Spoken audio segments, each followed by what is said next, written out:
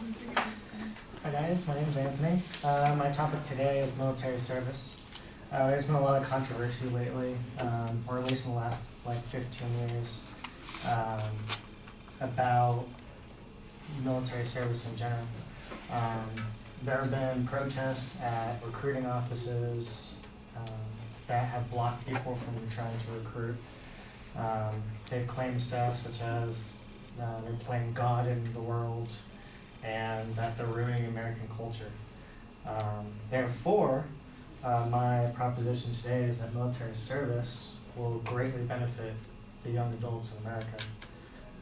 In order to do this, I will show that one, military service helps provide for a better life, and two, that military service will improve your personal image.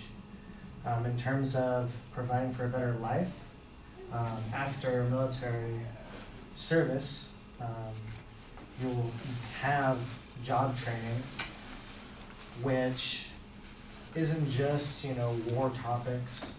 There's jobs such as musicians, plumbers, police, firemen, you name it. In the civilian sector, there's something in the military because they will also need it. With military service, it will also help you pay for school while you're in and out of school service. According to an article by Sharon Epperson and Katie Young from CNBC, they say that the post 9/11 GI Bill covers your full tuition and fees at public colleges, provides a monthly housing allowance, and even money for books for a maximum of 36 months.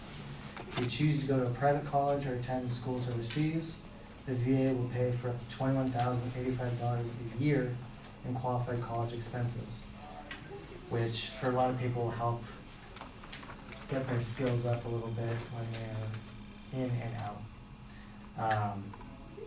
After military service, you'll have the eligibility for VA medical insurance for you and your family.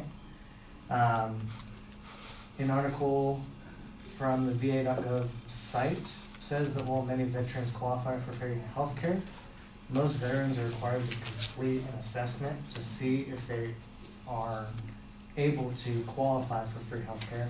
If they're not, small things, for example, such as just regular primary care services, a copay would be $15, and specialty care services would only be $50, which compared to a lot of medical insurance copays out there today, it's nothing at all.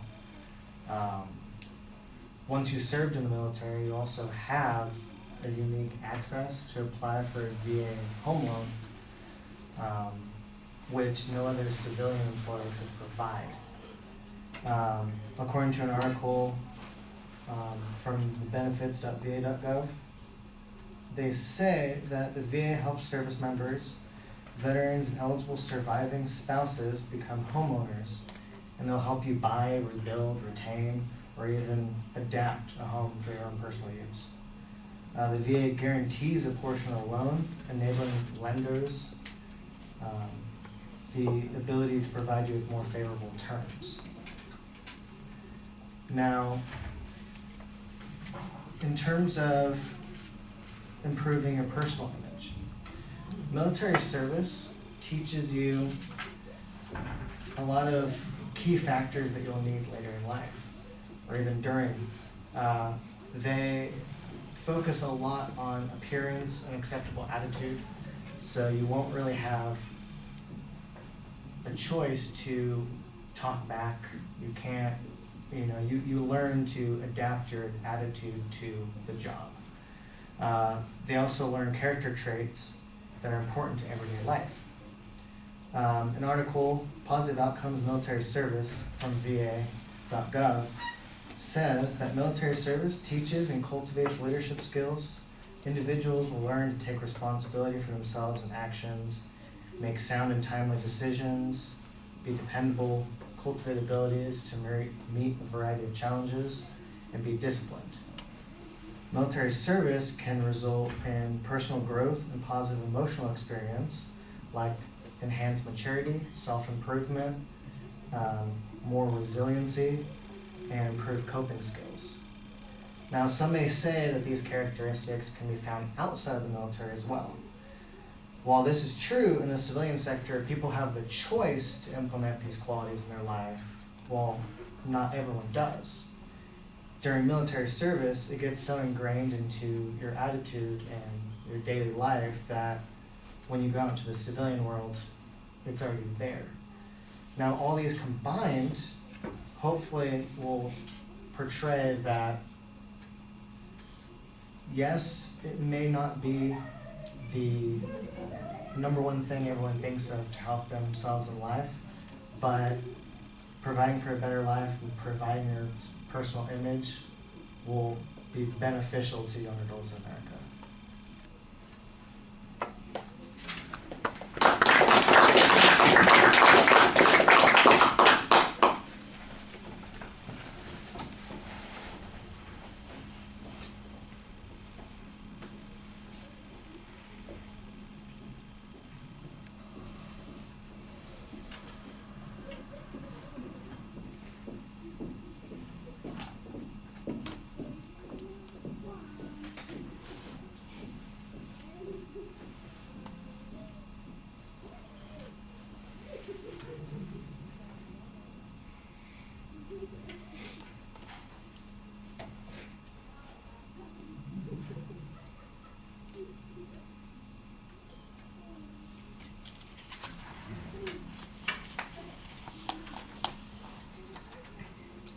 All right, I think the material suggesting that there's a controversy about this could be developed a little bit more. You kind of just make a suggestion that some people have protested at recruiting stations, or that they've had negative comments to make about the military in general.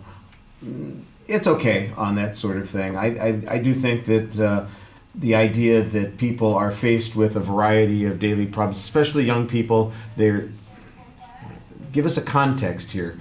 You know, what is it that people are facing when they leave high school, for instance? They are facing situations where they are uncertain about their future. Some of them are not prepared for college. Even some who think they're prepared for college discover that they have problems financially, or they haven't really got the discipline that's necessary to be successful in college.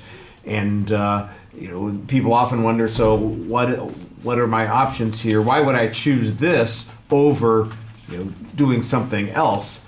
And there's a reason to do that. Instead of choosing going straight to college, for instance, or instead of choosing going straight in the workforce, there's a reason to choose this particular option. The idea that it's a controversial option is also part of that, but I think you're making a different kind of argument. You're not making the military argument about whether or not the military's actions are appropriate or inappropriate. You're making an argument about people's personal development. And so that's where the controversy has to be. Can I get this kind of personal development, or do I need this kind of personal development from the military as opposed to any other place? I thought you previewed the supporting material relatively well. That was fine. It's not that complicated. You only have 2 points that you're presenting. You talk about how it's going to better their lives. There's an assertion about the skills that people get in the military applying to civilian skills. You mentioned, plastering, electricians, firefighters, all that sort of stuff. You need to give us some examples to illustrate those kinds of things. Some of the service categories that people might work in the military, how those skills are translatable, that sort of thing. And I think that wouldn't be hard to do, to show that people work on maintaining planes, or they work in as a mechanic, or they operate as a law enforcement officer, or they develop skills for construction like CBs or something like that, whatever that happens to be. And those are all skills that can be used in the real world. And here are some examples to illustrate that point. I think you need a little bit of that to sell that argument. And then there are other benefits that you're talking about. I'm not sure why some of them fit in the one category and not the other. Improving your personal image. Sometimes the college stuff and the advantages that go on there fit there. Sometimes it fits better in that first point. You focused, it seemed to me, like mostly about the VA benefits, and you put those in the first point, that it creates a better life. So there ought to be some information, shouldn't be that hard to find, that suggests how many more people are able to buy houses because they get those VA guaranteed loans. access to medical care, how many vets are able to use that, and if you could show, for instance, that the 90% of veterans have access to medical care, whereas only 50% of civilians have access to medical care, that would be an easy contrast to justify the position that you're talking about. So I think there is more that you can do to sell your argument. It's not that what you have there is bad, but you need to sell it a little bit harder and you need to be more convincing. Mostly what you have is a lot of factual data about what the benefits are of being in the military in that first point. And then on the personal life, on the second section about how it's going to adjust people's attitudes about life, or being able to function, or maybe developing discipline, or those sorts of things, it's a little less certain. It's a little vague. And in fact, the one source that you give us is the VA itself, a VA publication talking about how great we are about providing this kind of stuff. Like we talked a little bit about bias, I'm not exactly sure that the VA trumpeting its own horn is the best way to convince us that military service is going to give us the advantages that you're talking about.